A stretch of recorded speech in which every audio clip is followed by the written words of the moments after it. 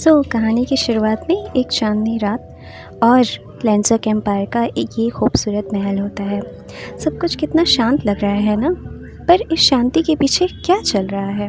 यहाँ हमारी lead female खड़ी होती है एंड हियर शी इज़ कीना, लेंसक एम्पायर की imperial consul. Like seriously look at that dress यार।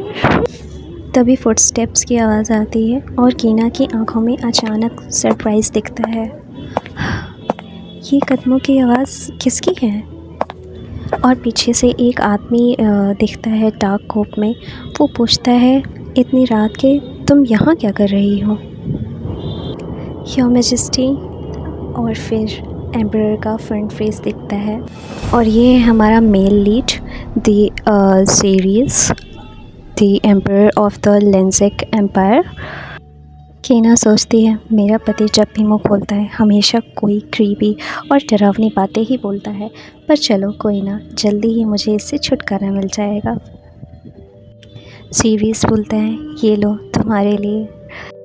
कीना फेक स्माइल और स्वीट वॉइस के साथ बोलती, ओ माय गॉश, वाओ ये कितना ब्यूटीफुल है। मैंने सोचा नहीं था कि आप मुझे इतनी रेयर चीज़ देंगे। ये तुम्हारी अचीवमेंट्स का रिवॉर्ड है। हाँ थैंक यू। कीना सोचती है, भाई कलर डायमंड्स, ये तो पक्का सुपर एक्सपेंसिव होगा। सिर्फ इस एक रिंग को बेच के मैं 50 साल तक खाना खा सकती हूँ। ये सिर्फ 3 महीने बचे हैं, मेरी प्यारी बीवी अगले 6 महीने में मर जाएगी। पर इस गधे को क्या पता कि जो पॉइजन 6 महीने में मारता है उसने मेरे ऊपर तो कोई काम ही नहीं किया। जोक्स ऑन यू बेटी।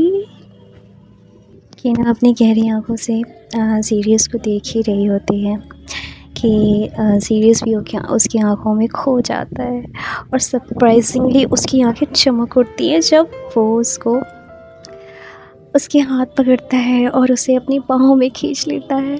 और क्या क्या सेक्सी वाला सीन था। उफ, मतलब कितने सुंदर लग रहे हैं यार ये दोनों। तभी सीरियस बोलता है, मत मरना। और उसकी आवाज़ इतनी धीमी होती है कि कीना को सुनाई ही नहीं देता और वो एकदम कंफ्यूज हो जाती है कि आखिर उसने अभी क्या बोला। मुझे इतनी धीरे बोला कि मुझे कुछ सुनाई भी नहीं दिया। और एकदम वो क्यूरियस हो जाती है कि मैं उसको समझ ही नहीं पाई। और कुछ होने ही वाला होता है कि सीन शिफ्ट हो जाता है प्रेजेंट में हमारे। यहाँ पे हमें कीना दिखती है, काफ़ी डरी हुई और गुस्से में होती है। ज़ोर से वो ज़मीन पे हाथ पटकती हुए और इस डरी हुई हालत में वो बोलती है कि ओ माय गॉड, मैं उस नॉवेल के अंदर रिकार्नेट हो गई हूँ जो मैंने अपनी पिछली लाइफ में पढ़ी थी। This sentence falls in love with an adventure. Wait, अगर मुझे सही से याद है तो उस स्टोरी में मेरी प्यारी बीवी जो वाइन तुमने अभी पी है, मैंने उसमें जहर मिला दिया है। ये जहर धीरे धीरे तुम्हारी बॉडी में फैलेगा और 6 महीने बाद तुम्हारी मौत हो जाएगी। तुम्हारी जैसी डरपोक औरत को हर दिन अपनी मौत के डर से कांपते हुए देखने में मुझे बड़ा मज़ा आएगा। और कीना इस पॉइंट पे एकदम होपलेस लग रही थी और वो डरते हुए कहती है, आपने ऐसा क्यों किया? इस तरह तड़पाने से अच्छा है कि आप मुझे अभी जान से मार दें। सीधे मार देने में क्या मज़ा आएगा? आखिर तुम्हारा वजूद ही इसलिए है ताकि तुम मुझे एंटरटेन कर सको।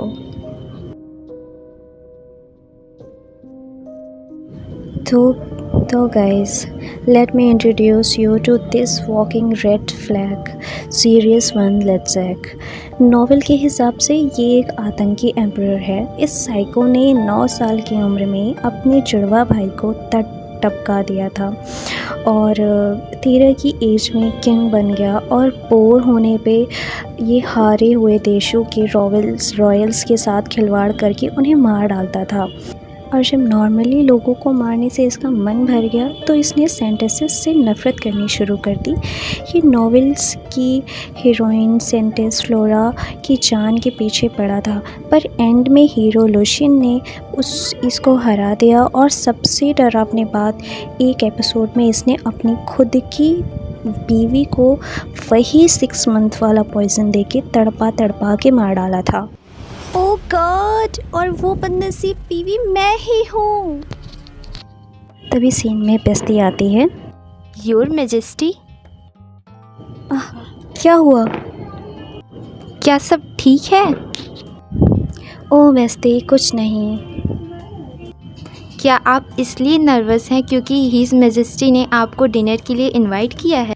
फिर भी यह अच्छी बात है कि उनकी नज़र आपकी खूबसूरती पर पड़ी। Have a great dinner.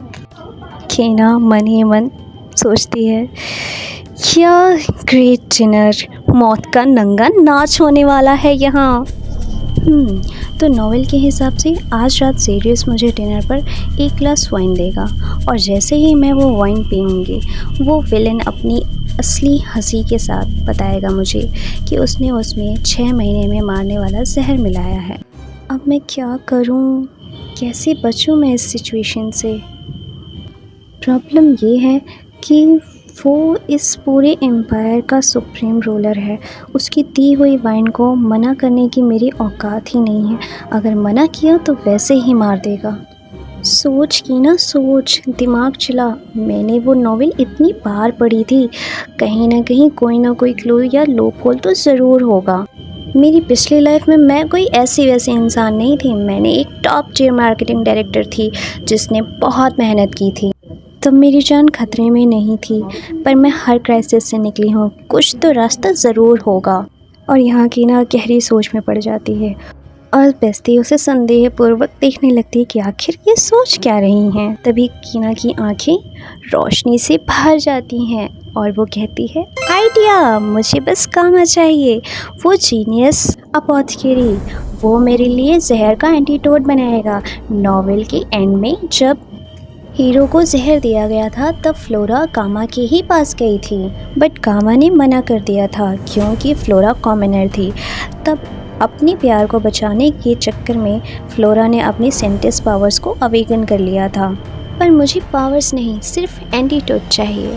बेस्ती, मैं शहर जा रही हूँ, मेरे लिए एक सर्वेंट के कपड़े रेडी करो। हैं? आप शहर जा रही हैं योर मैजेस्टी? मैं बेस्ती को ब्लेम नहीं कर सकती। असली कीना डर के मारे कभी इस कमरे से निकली ही नहीं थी, पर शहर जाने से पहले मुझे उस टायरेंट से परमिशन लेनी पड़ेगी।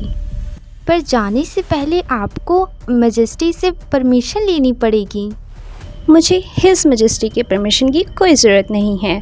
एक्सक्यूज़ मी, अगर मैं एक मेड का यूनिफॉर्म पहन लूँ तो मैं बिना किसी की नज़र में आए यहाँ से निकल सकती हूँ। वैसे भी मैं हमेशा इस कमरे में बंद रही हूँ, तो बाहर मेरी कोई भी शक्ल नहीं पहचानता। योर इम्पीरियल मैजेस्टी, पर प्लीज़ बस मेरी बात सुनो। मेरा पति हिज मैजेस्टी द एम्पेरियर, उसकी वो ठंडी लाल आँखें इतनी खूबसूरत हैं कि उन्हें देखकर मेरी रूह कांप जाती है। एक दिन उसने अचानक हमारे स्टेट पर हमला कर दिया, और रीज़न? भाई, उसको सिर्फ अपना नया वेपन टेस्ट करना था। Are you kidding me? और हारने के बाद मेरी फैमिली ने मुझे ट्रिब्यूट के रूप में लैंडसेक को दे दिया। मेरी छोटी बहन वाइट मैजिक करती थी। मेरे पास कोई भी पावर्स नहीं थी। उनके लिए मेरा बस यही एक यूज़ था कि वे मुझे यहाँ से फेंक देते। उस वार क्रेस्ट एम्परर सीरियस ने मुझे इस महल में अकेला छोड़ दिया। वो सोच रहा था कि आखिर मेरा क्या यूज़ हो सकता है। फिर एक दिन उस साइको के दिमाग में एक आइडिया आया। उसने सोचा कि वो मुझे अपने एंटरटेनमेंट के लिए सबसे क्रूअल तरीके से धीरे धीरे तड़पा तड़पा के मारेगा। मेरा तो ये सोच कर ही दिमाग ख़राब होता है। He is a total psychopath. मैं किसी हालत में उसका खिलौना नहीं बनूंगी। चाहे जो हो जाए, मुझे इस शैतान इंसान से बच के निकलना ही होगा। मुझे फाइनली एक सेकेंड लाइफ मिली है और मेरी कोई गारंटी नहीं कि मैं 6 महीने में मरने वाली हूँ। Watch me survive. So guys, if you like the video, subscribe my channel. See you soon.